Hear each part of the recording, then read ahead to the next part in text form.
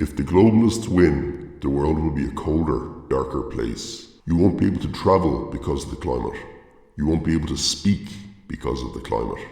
You won't be able to have electricity because of the climate.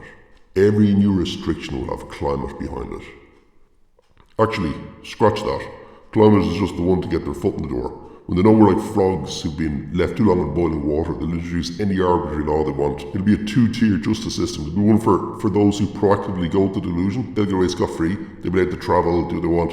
And then there'll be another tier justice for everyone else. Actually, it'll be a three-tier justice system. One for those on board, one for everyone else, and then a third one for those who are making any noise. They'll be punished much more punitive punishment than the others. So everybody else will see the consequences and be too afraid to say anything because they know the same thing could happen to them. That's why all these speech laws are coming in, all at the same time in so many different countries. It isn't about protecting minorities, it's about protecting themselves so they can go around doing whatever they're doing. Basically, innocent people will be penalised and criminals will be rewarded. These guys had it right.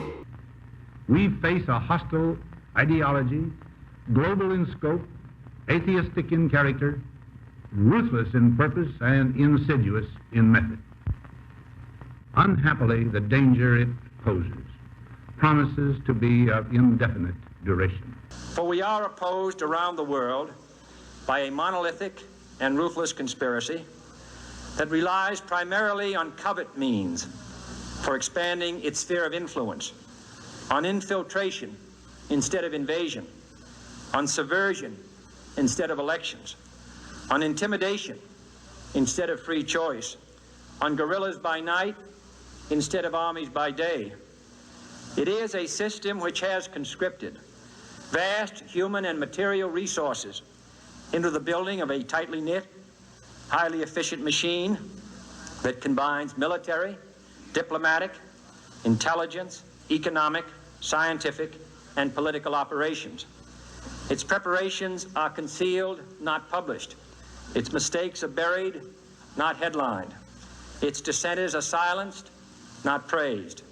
No expenditure is questioned, no rumor is printed, no secret is revealed.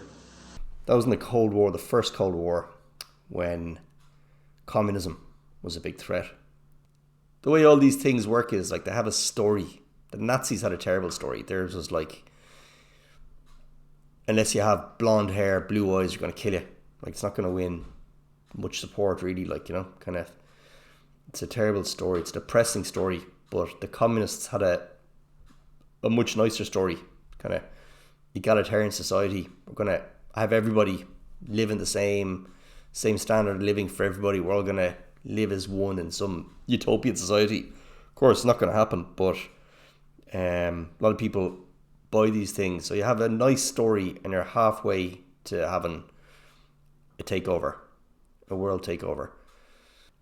Stalin and Lenin and all the Bolsheviks, they didn't believe a word what they were saying for a minute. They just knew that people go, oh, nice idea. And then get a good decent percentage of people who go along with it. And then boom, you get in there. Then you're in, you ban elections, ban free speech, ban everything.